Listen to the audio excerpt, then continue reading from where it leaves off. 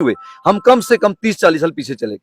जो एक stream line पे जो काम चल रहे थे डेवलपमेंट के, वो सारे कहीं ना कहीं रुक गए। वो जितने किसी से वोट की जो ठगी करके वो विधायक बन के 5 साल अपने नजारे लूट के फिर 5 साल के बाद दोबारा कौम को खतरे में डालते थे ना। उसके बाद वही सरकार आई 10 साल में, हमारे प्राइम मिनिस्टर जी दावा करते हैं कि हमने डेवलपमेंट किया। वहाँ नेटवर्क नहीं है, वहाँ गवर्नमेंट की कोई भी फैसिलिटी नहीं थी।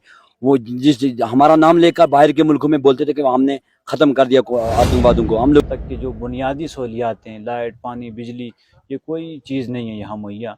तो ये 16 दिन बरादरी सारी खतरे में आ जाएगी। 16वें दिन के बाद सारे बहन भाई इकट्ठे रिश्तेदार बरादरी सब ठीक हो जाएगी। सिर्फ इन 16 दिनों में उनको बांटा जा रहा है। ये सुरनकोट की सड़क की बात होती थी, ना सुरनकोट के अस्पताल की बात होती थी, ना गाँव में किसी डिस्पेंसरी की बात होती थी, ना ही सुरनकोट में कहाँ पे बिजली है। कितने सारे इलाका ऐसे हैं, कितने सारे विकास ना होना, लोग जो है वो काफी परेशान है। आज उन मुद्दों को लेकर लोग दर दर भटक रहे हैं, आवाज उठा रहे हैं। और ये राइज जो करती है देश के अंदर भारतीय जनता पार्टी इससे पहले करती आई है, अभी भी वो कर रही है।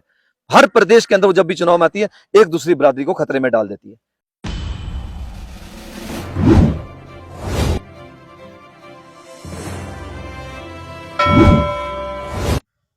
जम्मू कश्मीर विधानसभा चुनावों का जब से बिगुल बजा है, तब से सियासत जो है वो काफी गर्म देखने को मिल रही। तमाम जितने भी विधानसभा क्षेत्र हैं, वहां पर हर कोई नेता, हर एक पार्टी का नेता अपना दमखम जो है वो दिखा रहा है। ऐसे में जनता के क्या मुद्दे हैं, जनता का मुद्दा लेकर आज हम सुरनकोट विधानसभा क्षेत्र में पहुंचे हैं, जो कि पुंछ की एक काफी समय पॉपुलर सीट बन चुकी है। मुकाबला कड़ा है, कौन कौन नेता यहाँ से जो है वो चुनाव लड़ रहे हैं, वो भी आपको बताएंगे। और तमाम यहाँ की जो जनता है, यहाँ की जो आवाम है, वो किन मुद्दों को लेकर जो है वो चुनाव में हिस्सा लेगी, यानी अपना वोट कास्ट करेगी। तो यहाँ पर जो सीधा मुकाबला है, अलायंस कैंडिडेट है नेशनल कॉन्फ्रेंस और कांग्रेस के चौधरी शाहनवाज जी, और उसके साथ सईद मुश्ताक बुखारी जो कि भाजपा के टिकट से लड़ रहे हैं, और इसमें इंडिपेंडेंट कैंडिडेट हैं मोहम्मद अकरम चौधरी जो कि पहले भी विधायक रह चुके हैं। तमाम एक सियासी घमासान देखने को मिल रहा है। और ये कुछ लोग हैं, इनसे हम बातचीत करेंगे कि आखिर जनता का क्या मुद्दा है, जनता किन मुद्दों को लेकर जो है वो चुनाव में जो है वो हिस्सा लेगी।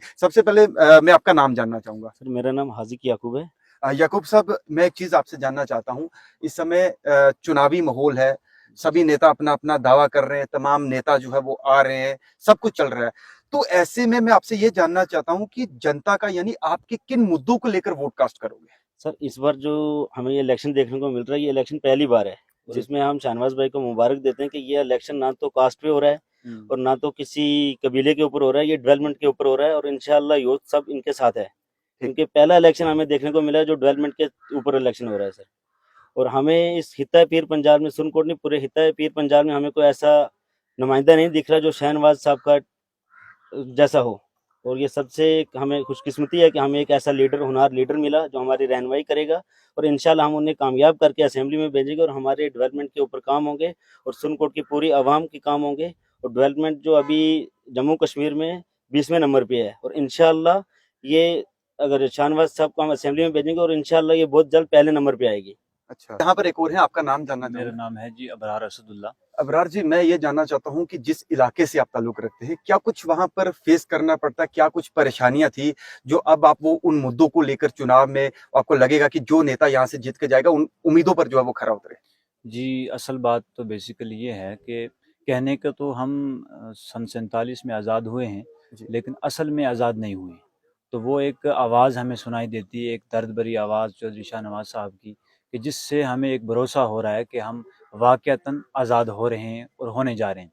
तो उम्मीद है कि डेवलपमेंट की बहार आएगी, और चौधरी साहब पे इतनी उम्मीद है हमें कि इंशाल्लाह अब तरक्की होगी इस इलाके में, क्योंकि डेवलपमेंट के हिसाब से हमारा इलाका तो काफ़ी पिछड़ा हुआ है। यहाँ डेवलपमेंट, यहाँ तक कि जो बुनियादी सहूलियात हैं, लाइट, पानी, बिजली, ये कोई चीज़ नहीं है यहाँ मुहैया। तो सबसे बड़ी बात जो इस बार हो रहा है इस इलेक्शन में, कि कास्टिज़म में, बिरादरीज़म से ऊपर उठकर इलेक्शन हो रहा है, और नौजवान इस बात को, जो बड़ी बात है, नौजवान समझ चुके हैं कि जो असल इलेक्शन होता है वो डेवलपमेंट पे होता है। देखिए, मैं आपसे जानना चाहूंगा कि ये जो इलाका है, सुरनकोट की बात करेंगे, इस विधानसभा क्षेत्र की, तो सुरनकोट जो डिजर्व करता है, मतलब कि अगर देखे टूरिज्म के हिसाब से यहाँ से मुगल रोड कश्मीर घाटी को कनेक्ट होता है, तो तमाम हमने लोगों से बातचीत की, काफी ग्रीवेंसेस हैं, सड़कें, पानी, बिजली, हेल्थ सेक्टर। यहाँ पर आज तक कोई स्पेशल कोई डॉक्टर नहीं है। मैं अभी कुछ लोगों से जो है वो बातचीत कर रहा था। तो कैसे देखते हैं इन सब चीजों को? एक तो चुनावी मुद्दा रहेगा ये चीज, तो क्या लगता है कि ऐसा कौन मतलब कि नेता होना चाहिए जो लोगों की इन उम्मीदों पर खरा उतरेगा? ये सबसे पहले तो आपका बहुत बहुत शुक्रिया। और जिन मुद्दों की आपने बात की, ये बहुत बेसिक इश्यूज थे।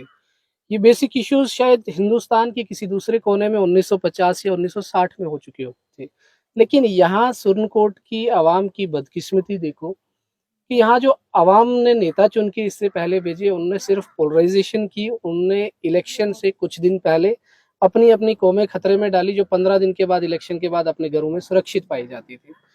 उसी के बेस पे वोट लिया, उसी से वोट की जो ठगी करके वो विधायक बन के 5 साल अपने नज़ारे लूट के फिर 5 साल के बाद दोबारा कौम को खतरे में डालते थे। ना सुरनकोट की सड़क की बात होती थी, ना सुरनकोट के अस्पताल की बात होती थी, ना गाँव में किसी डिस्पेंसरी की बात होती थी, ना ही सुरनकोट में कहाँ पे बिजली है। कितने सारे इलाका ऐसे हैं, कितने सारे गाँव ऐसे हैं जो इलेक्ट्रीफाइड अभी के टाइम पे हो रहे हैं। आप ये देखो कि इस सारे दौर में आज एक नौजवान उठ के आ रहा है। सबसे बड़ी बात यह है कि आज पहली बार सुरनकोट की धरती पे एक नई सोशल इंजीनियरिंग निकल के आ रही है, जो है डेवलपमेंट की इंजीनियरिंग। वो कैसे निकली? डीडीसी का एक चुनाव हुआ। डीडीसी के चुनाव में यहाँ की आवाम ने एक नौजवान को मौका दिया 19 पंचायत की सरबराही करने का, 19 पंचायत को रिप्रेजेंट करने का, लोगों को एडमिनिस्ट्रेशन के आगे उन्होंने प्रोजेक्शन की। आपको बताता चलूं कि सुरनकोट में डीडीसी सुरनकोट ए से जो चुने गए थे, शाहनवाज चौधरी जी, उन्होंने अपनी कॉन्स्टिट्यूएंसी में 29 के अराउंड सड़कें बनवाई। तो आप खुद लगा लो हिसाब कि इससे पहले सड़कों की यहाँ पे क्या हालत थी। अभी भी इंफ्रास्ट्रक्चर में डेवलपमेंट की बहुत ज्यादा जरूरत है। अभी भी यहाँ के अस्पतालों में एक्सरे की मशीन उस लेवल की पाई नहीं जाती है जो राजौरी में पाई जाती है, किसी दूसरे अस्पताल में पाई जाती है। बहुत काम करने की जरूरत है, लेकिन एक अच्छी पहल शाहनवाज चौधरी जी के द्वारा यहाँ से स्टार्ट हो रही है और उसको पब्लिक एक्सेप्ट भी कर रही है। हम उम्मीद करते हैं कि पब्लिक अपने लार्ज मैंडेट से यहाँ जिता के भेजेगी। और उसके साथ साथ सुरनकोट की जनता के अंदर भी एक आम सेंटीमेंट है। वो आम सेंटीमेंट ये है कि आपको पता है बीजेपी की सरकार ने 2014 के बाद जब से वो सत्ता में आई है, चाहे वो सेंटर में हो या जम्मू कश्मीर में पीडीपी के साथ वो सरकार में आई थी, 2018 में हमारी असेंबली भंग कर दी गई, 2019 में हमारा स्टेटस छीन लिया गया, 2019 में हमें स्टेट को 2 यूटीज में बना दिया गया, जो हिस्ट्री में पहली बार हुआ। तो उसके बाद हमें अनरिप्रेजेंटेटिव रखा 5-6 साल। आज वो इलेक्शन हो रहा है, तो ये चुनाव जो है आम चुनाव नहीं है, ये बहुत एक खास चुनाव है। उस खास चुनाव को लेके 2 ताकतें जम्मू कश्मीर में चुनाव लड़ रही हैं। एक वो ताकतें जो मोहब्बत की बात करती है, जो जोड़ने की बात करती है, जो जो कांग्रेस और एनसी का जो गठबंधन है, जो रिप्रेजेंट करता है। दूसरी वो ताकत जो तोड़ने की बात करती है। दूसरी वो ताकत जो डिवाइड करके फेयर मॉन्गरिंग करके लोगों से वोट लेने की बात करती है, जो कास्ट पे बांट के लोगों को वोट लेने की बात करती है, जो रिलीजन पे बांट के लोगों को वोट लेने की बात करती है। आज सुरनकोट के अंदर भी वही सेंटीमेंट है। सुरनकोट में भी वही दो ताकतें चुनाव लड़ रही हैं। अगर कोई तीसरे लोग कोई आके चुनाव लड़ रहे हैं निर्दलीय बन के, तो वो बीजेपी के एजेंट के तौर पे इलेक्शन लड़ रहे हैं यहाँ पे। तो सुरनकोट की आवाम आहिस्ता आहिस्ता समझ रही है और उन 2 ताकतों में से एक ताकत को चुन रही है। सुरनकोट की आवाम अपने हाथों को खून से नहीं रंगना चाहती, किसी पहलू खान के खून से नहीं रंगना चाहती, किसी जुनैद के खून से नहीं रंगना चाहती। किसी मस्जिद में अजान बंद हो, सुरनकोट की आवाम उसमें हिस्सेदारी नहीं देना चाहती। आज सुरनकोट की आवाम किसी जगह पे हिस्सेदारी देना चाहती है, तो वो हिस्सेदारी देना चाहती है आने वाली जो सरकार है एनसी कांग्रेस की जम्मू कश्मीर में, उसमें सुरनकोट से शाहनवाज चौधरी को जिता के उस सरकार में हिस्सेदारी देना चाहती है, ताकि सुरनकोट के मूल मुद्दों की बात हो सके, सुरनकोट की बिजली की बात हो सके, पानी की बात हो सके, सड़कों की बात हो सके, अस्पतालों की बात हो सके। इसी चक्कर में ये सुरनकोट की जितनी आवाम है, जितने नौजवान हैं, वो बुजुर्गों की गाइडेंस में एक इलेक्शन लड़ रहे हैं, जो शाहनवाज चौधरी जी को सपोर्ट कर रहे हैं, इंडिया अलायंस को सपोर्ट कर रहे हैं, जो राहुल गांधी जी की मोहब्बत की दुकान को सपोर्ट करके यहाँ इलेक्शन लड़ के शाहनवाज चौधरी जी को इस बार मन बना रहे हैं कि एक बड़ा मैंडेट दे के उनको असेंबली में ये तमाम तरह के चुनावी मुद्दे जो है वो ये रहेंगे जो आप बता रहे हैं। तो आखिर में मैं आजाज भाई के पास आना चाहता हूँ। आजाज भाई, जो पीर पंचाल की अगर बात करें तो राजौरी पुंछ में अक्सर ये बातें होती थी और आज भी सुनी जाती है कि कास्टिज्म की राजनीति है, जो सीधा तौर पर कि एक कास्टिज्म की यहाँ पे राजनीति होती है। लेकिन इस बार कुछ माहौल अलग से देखने को मिल रहा है। मैं मेंढर में था, वहां भी हमने लोगों से बातचीत की, पुंछ हवेली सीट पे वहां भी लोगों से बातचीत की, और आज सुरनकोट में है, तमाम आप लोग यहाँ पर हैं, आपसे भी बातचीत कर रहे हैं। तो क्या लगता है कि कास्टिज्म से उठ के लोग जो है कुछ एक बदलाव चाहते हैं, किस तरीके का बदलाव चाहते हैं? और जैसे भाई साहब ने ये बताया कि तमाम जो मुद्दे हैं सुरनकोट के अवाम के लिए, आप कैसे देखते हैं? क्योंकि आप ऑल ओवर इंडिया मतलब कि विजिट करते हैं, जाते हैं, यहाँ की राजनीति बिल्कुल डिफरेंट है, और 10 साल के अंतराल के बाद जो है चुनाव हो रहा है। लोगों के अंदर एक कंफ्यूजन था, लोग मतलब एक पीड़ित भी थे, इस तरीके का दर्द उनका हो रहा था कि आखिर चुनाव कब होंगे, कैसे देखते हैं? सबसे पहले मैं तो आपकी टीम और आपका बहुत शुक्रिया अदा करता हूं, और इसके साथ साथ मैं आपके चैनल के माध्यम से सुप्रीम कोर्ट का सबसे पहले धन्यवाद करता हूं कि उनकी इंटरफेरेंस के बाद जाके हमारे यहाँ चुनाव हुए। उन्होंने जब डेडलाइन दी गई गवर्नमेंट ऑफ इंडिया को चुनाव करवाने के लिए, गवर्नमेंट ऑफ इंडिया की इस तक टाइम भी उनकी इच्छा है कि वो चुनाव नहीं करवाना चाहते, उनकी लगातार कोशिशें रही चुनाव को टालने के लिए। लगातार हमें 10 साल हो गए चुके हैं, हम 10 साल के बाद चुनाव में जा रहे हैं एक डेमोक्रेटिक सेटअप के अंदर, इस मुल्क के अंदर, और हमें जम्मू कश्मीर को 10 साल पीछे रखा गया। और उन सारे मुद्दों के साथ साथ सबसे बड़ा मुद्दा था कि हमारी रियासत छीन ली। पहली बार इतिहास में हुआ जब से आजाद मुल्क के अंदर, इस पूरी देखा जाए सारी हिस्ट्री के अंदर, कि किसी रियासत को यूटी बनाया गया, जबकि यूटी से बनते हुए रियासतें देखी और उनको स्पेशल दर्जे देखे। और आज भी बहुत सारे देश के अंदर ऐसे प्रदेश हैं, जैसे आंध्रा है, वो आज भी डिमांड अपनी कर रहा है। अगर आज गवर्नमेंट ऑफ इंडिया के साथ वो अलायंस में बैठे हैं तो सिर्फ इसलिए बैठे हैं क्योंकि उनको स्पेशल स्टेटस के लिए उनकी मांग को पूरा किया गया कि हम आपकी मांग को पूरा करके लाएंगे। और सेम बिहार नतीजे पे, बिहार की भी वही चीज है कि बिहार भी स्पेशल स्टेटस मांग रहा है। आज वो भी कहीं ना कहीं इंडिया अलायंस के गठबंधन में खड़ा इस चीज को। और वही पैकेज एक हमारे पास था, वो आज हमारे पास नहीं, हमारे राजा महाराजा जी के टाइम का था।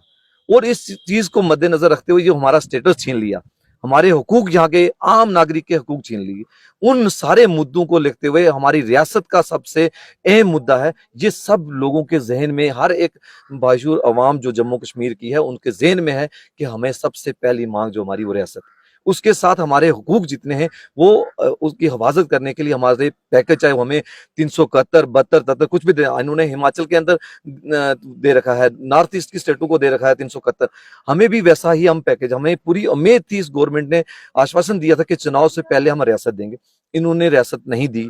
आज वो अगर अपने मंशूर के अंदर कह रहे हैं कि हम 100 दिन के अंदर रियासत देने जा रहे हैं, अलग अलग वो वादे कर रहे हैं, तो 10 साल से कौन था यहाँ पे? अभी भी कौन है? एलजी सिर्फ नाम का है, गवर्नमेंट, सेंट्रल गवर्नमेंट सारा चला रही है, भाजपा चला रही है, भाजपा के यहाँ नेता चला रहे हैं, उनके ही काम हो रहे हैं, उन्हीं के द्वारा काम करवाए जा रहे हैं, उन्हीं के द्वारा लोगों को लगाया जा रहा है। आज भी जो एडमिनिस्ट्रेशन में उथल हुआ है सब कुछ, वो सारा उनके इशारे पे हो रहा है। आज इलेक्शन के अंदर जो चीजें हो रही हैं सारी उनके डायरेक्शन से हो रही है। इन सारी मुद्दे जितने भी मुद्दे हैं ये हर एक नागरिक के जेहन में है। अब आ जाते हैं हम पीर पंजाल पे। अब पीर पंजाल का ये रहा कि लगातार हम पहले मिलिटेंसी का शिकार रहा, क्योंकि हमारा बॉर्डर बेल्ट था।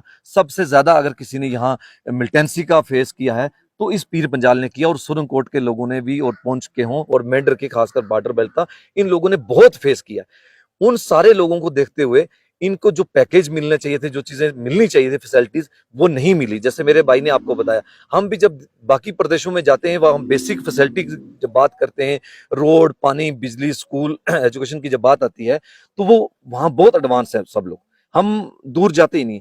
मेरा भाई, आप सब प्रदेश में घूमते हो, आप जम्मू को, सेम जम्मू का विधायक है, जम्मू का रूरल एरिया भी पार्ट आप चेक कर लीजिए, सेम हमारा रूरल पार्ट जो है रजौरी, पुंछ के पीर पंजाल की विधानसभा देखिए, सेम फंड्स बराबर है।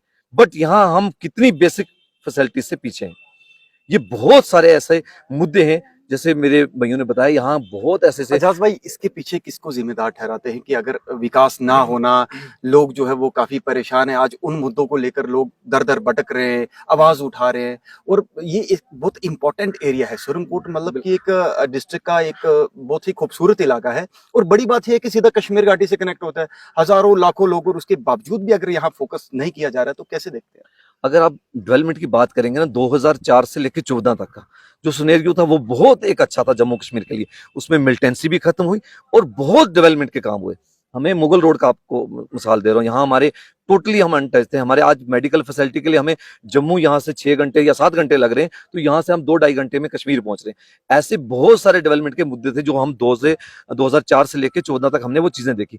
अचानक जब 2014 के बाद सेंटर सरकार आने का, यहाँ स्टेट में जो सरकार बनने के बाद हमारे तमाम काम रुक गए। 10 साल के जो गैप था, इसमें 10 साल हम पीछे नहीं हुए, हम कम से कम 30-40 साल पीछे चले गए। क्योंकि एक स्ट्रीम लाइन पे जो काम चल रहे थे डेवलपमेंट के, वो सारे कहीं ना कहीं रुक गए। वो जितने पाइपलाइन में काम थे, हमारे रेलवे प्रोजेक्ट था, इतना बड़ा ऐतिहासिक एक हमारा प्रोजेक्ट था, वो कहीं ना कहीं गायब हो गया प्रोजेक्ट सेंट्रल गवर्नमेंट के आते ही। सेम हमारी 4 लेन को कहीं ना कहीं 2 लेन भी नहीं, मतलब सिंगल लेन का कुछ पार्ट बना के जम्मू से जो हमारी रोड बन रही है, उसके लिए हमारे सांसद मियां अल्ताफ साहब ने आवाज उठाई। आज ऐसे जो मुद्दा हमारा जो पुराना एक रोड का था, हाईवे का था, ये हमारी लीडरशिप की, जो हमारे नुमाइंदे यहाँ लोकसभा के अंदर रहे, उनकी कमी से आज हमारे ये 10 साल हमें, क्योंकि कहीं ना कहीं यहाँ रिप्रेजेंट अगर विधायक नहीं था तो वहां का रिप्रेजेंटेटिव जो था, वो दिल्ली में जो नुमाइंदा था हमारा, वो कहीं ना कहीं मेंबर ऑफ पार्लियामेंट था, उसने कभी रजौरी पुंछ की तरफ ध्यान नहीं दिया। वो भारतीय जनता पार्टी से था। इस भारतीय जनता पार्टी ने हमारे लोगों को बहुत दूर पीछे कर दिया। ये मेन मुद्दे नहीं। उसके साथ साथ सबसे बड़ा मुद्दा था कि यहाँ हमें कास्टिज्म पे लड़ाया गया। रजौरी पुंछ को हमेशा कहीं ना कहीं उसको बरादरी को खतरे में डाल दिया। आज भी चुनाव के अंदर मैं देख रहा हूं यही चीज हो रही है। हर जगह बरादरी खतरे में आ गई। भाई बरादरी कहां खतरे में आ गई? आप अपने बच्चों का भविष्य क्यों नहीं देख रहे? आप अपने घर का, परिवार का चीजें क्यों नहीं देखती? आज अपने थाने की हालत देख लो, आप अपने हॉस्पिटलों की हालत देख लो, आप अपने कोर्ट कम्प्लेक्स चीजें हैं उनको हालत देखो। आज बहुत सारे छोटे छोटे जो प्राइमरी हेल्थ सेंटर है उनकी हालत देखिए। बेसिक फैसिलिटी नहीं, हमें जात बरादरी में बांट देते हैं। जात बरादरी सिर्फ आज तारीख है 9 तारीख, 25 को हमारी वोटिंग है। टोटल 15 से 16 दिन चुनाव करेंगे। ये 16 दिन बरादरी सारी खतरे में आ जाएगी। 16वें दिन के बाद सारे बहन भाई इकट्ठे रिश्तेदार बरादरी सब ठीक हो जाएगी। सिर्फ इन 16 दिनों में उनको बांटा जा रहा है। ये पोलराइज जो करती है देश के अंदर भारतीय जनता पार्टी, इससे पहले करती आई है, अभी भी वो कर रही है। हर प्रदेश के अंदर वो जब भी चुनाव में आती है एक दूसरी बरादरी को खतरे में डाल देती है। वही चीज यहां हमारे पीर पंजाल के साथ पहले भी हुआ। आज की डेट में सबसे ज्यादा जो कर रहा है वो भारतीय जनता पार्टी कर रही है। इससे हमें बचना पड़ेगा।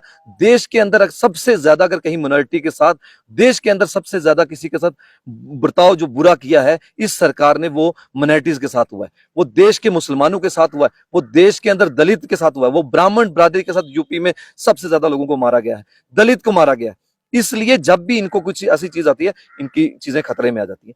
ये तमाम मुद्दे हैं, वही मुद्दे यहां थोपे जा रहे हैं भारतीय जनता पार्टी के साथ। यहां मुकाबला सीधा कांग्रेस वर्सेस भारतीय जनता पार्टी के साथ है। इसलिए क्योंकि पूरे लोगों ने मन बना लिया है कि अलायंस की सरकार बनने जा रही है।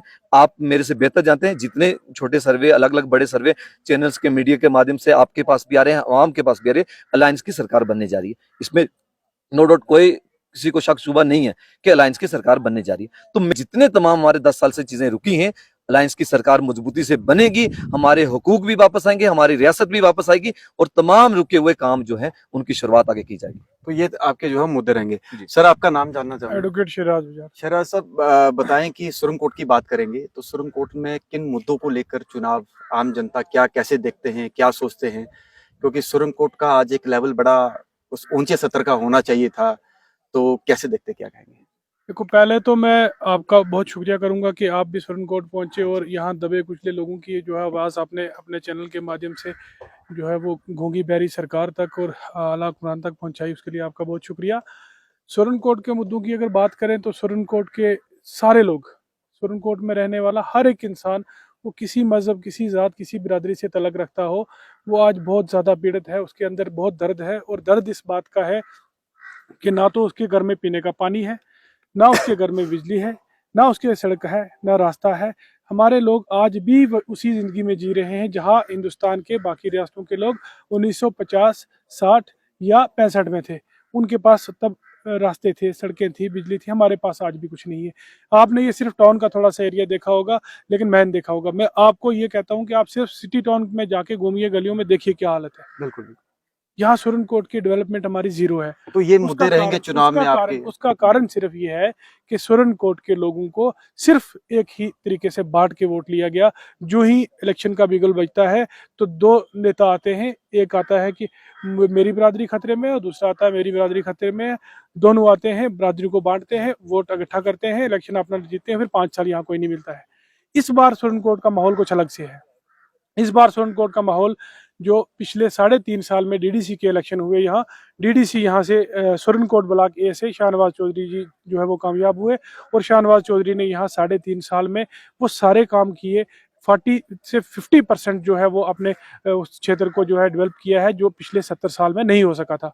लोगों को जहां तक पानी पहुंचाना था पहुंचाया, बिजली की फैसिलिटीज देनी थी दी, सड़कें जो है 28 से 29 प्रोजेक्ट दिए, यहाँ एक बड़ा स्टेडियम बना के दिया, एक बड़ी पार्क बना के दी। अब लोगों के मुद्दे जो है वो जात बरादरी में बंटने वाले नहीं है। अब लोग चाहते हैं कि हमारी डेवलपमेंट होनी चाहिए। अब लोग चाहते हैं कि हमारी भी गाड़ी सड़क पे चलनी चाहिए, हमारे घर में भी अच्छी बिजली आनी चाहिए, हमारे भी पीने का पानी साफ होना चाहिए, हमारे बच्चों को खेलने के लिए प्ले ग्राउंड होना चाहिए, हमारे स्कूल जो है उनका इंफ्रास्ट्रक्चर अच्छा होना चाहिए, हमारे हॉस्पिटल जो है वो बेहतर होने चाहिए, बेहतरीन इलाज होना चाहिए। अब लोग जो है जात बरादरी में नहीं बटेंगे और अब लोग यहाँ सुरनकोट में सीधा मुकाबला जो है कांग्रेस वर्सेस बीजेपी होगा। और बीजेपी को आपको पता है कि बीजेपी को यहाँ से कितना भी आप गुमराह कर लो, कितना भी आप डिवाइड कर लो, बीजेपी को सुरनकोट के लोग वोट नहीं करेंगे। मतलब बदलाव चाहते हैं, बिल्कुल सुरनकोट बदलाव चाहते हैं और सुरनकोट के लोग सिर्फ एक ही डिमांड करते हैं कि हमें वो नेता चाहिए जो पार्लियामेंट में जाके या असेंबली में जाके सोए नहीं, बल्कि सुरनकोट के हर मुद्दे की आवाज जो है वहां गूंजनी चाहिए। इससे पहले आपने भी देखा, हमने भी देखा और पूरी आवाम ने देखा कि इससे पहले सुरनकोट का नाम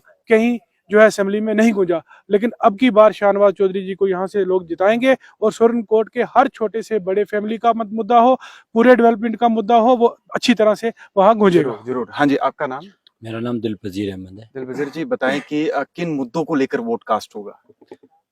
सबसे पहले मैं आपका शुक्रिया अदा करता हूँ।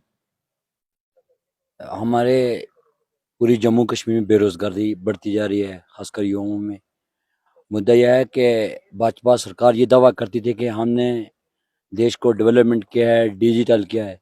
जिस इलाके से मैं ताल्लुक रखता हूँ वो जम्मू कश्मीर का सबसे दूर दराज इलाका है, हिल काका। हाँ, वहाँ हिल काका की आपने सुनोगे। हिल काका को अगर गूगल में सर्च किया जाए तो बहुत बड़ा एक इतिहास निकलता है। जरूर बताएं। हाँ जी। हाँ, जैसे करगिल में फर्स्ट सर्वविनाश हुआ था, उसमें उससे ज्यादा हिल काका में हुआ था। वही हिल काका उस वक्त भाजपा की सरकार थी, वाजपेयी की, और हमारे वजीर दाखिला लाल कृष्ण आडवाणी साहब बड़े बड़े नेशनल टेलीविजन पे, BBC, वॉइस ऑफ अमेरिका और बड़े बड़े उन पर डिबेट किया करते थे कि हमने वहाँ पे इलाका में आतंकवाद को खत्म किया है। आतंकवाद को हमने खत्म किया है और वहाँ के लोगों ने साथ दिया। वही सरकार, उसके बाद वही सरकार आई 10 साल में। हमारे प्राइम मिनिस्टर जी दावा करते हैं कि हमने डेवलपमेंट किया। वहाँ नेटवर्क नहीं है, वहाँ गवर्नमेंट की कोई भी फैसिलिटी नहीं थी। वो जिस हमारा नाम लेकर बाहर के मुल्कों में बोलते थे कि हमने खत्म कर दिया आतंकवादियों को, हम लोगों ने साथ दिया। हमारी माओं बहनों ने, हमारे बुजुर्गों ने, इस सुरनकोट के लोगों ने, पीर पंजाल के लोगों ने हमें फिर भी नजरअंदाज किया 70 साल में। और हमने 70 साल जमहूरियत का साथ दिया, हमने अपना वोट कास्ट किया, उसके बावजूद फिर भी हमें नजरअंदाज किया गया। आज भी हमें 5-6 घंटे पैदल चलना पड़ता है। और उसके बाद वो सफर, उसके बाद यहाँ पे DDC इलेक्शन हुआ, वाहिद वो लीडर हैं आन चेयर शाहनवाज चौधरी साहब। उन्होंने वहाँ 10 लाख का रास्ता दिया, 6 करोड़ का रोड का प्रोजेक्ट दिया, 250 सोलर लाइटें दी, उन लोगों को ऑफलाइन राशन दिया गया। और उसके बाद उन BPL में के जुमले, बल्कि ये काम सरकार का था, बल्कि ये काम मिनिस्टर लोगों का था, जो लोग इक़्तिदार में रहे, जो लोग पार्लियामेंट में बोल सकते थे, जो लोग असेंबली के अंदर बोल सकते थे। एक DDC मेंबर ने इतना काम किया। मैं हिल काका से चलकर आया हूँ यहाँ पे। मैं सब लोगों को कहता हूँ, अपने पीर पंजाल के नौजवानों से ये कहना चाहता हूँ, अगर राहुल जी ने जो फैसला लिया, देश जो चलाते हैं, हम उनका साथ देंगे। अगर फारूक अब्दुल्ला साहब ने जो फैसला लिया है, उमर साहब ने लिया है, अगर तारिक अहमद करा साहब ने फैसला लिया, हम लोग तब्दीली चाहते हैं, डेवलपमेंट चाहते हैं। ये आज को जमाना है, बिजली चाहिए, हमें पानी चाहिए, सड़क चाहिए। ये आज से 40 साल की पहले बात है, 70 साल से पहले ये डिमांडें होनी चाहिए। आज तो हमें एम्स चाहिए थे, वुमेन कॉलेज चाहिए थे, मेडिकल कॉलेज चाहिए थे, यूनिवर्सिटी की मांग होनी चाहिए। शर्म होनी चाहिए सरकार को, बड़े बड़े झूठे दावे करती है, ये शर्म होनी चाहिए। आप नौजवानों ने, हमने थाम लिया है, हमने इंडियन अलायंस का साथ देना है। इंडियन अलायंस की सरकार आएगी, भाजपा को यहाँ से एक भी वोट नहीं मिलेगा। बिल्कुल शाहनवाज साहब की जीत है और हम सब की जीत है। हमें यकीन है कि शाहनवाज चौधरी युवाओं के साथ हैं, हमारी माओं के साथ हैं, हमारी बहनों के साथ हैं, हमारे बुजुर्गों के साथ हैं, हम सब के साथ हैं। शुक्रिया। तो ये आपके चुनावी मुद्दे रहने वाले हैं। तो आपने साफ तौर पर सुना, ये तमाम लोगों से जो बातचीत की है कि इस बार का जो चुनावी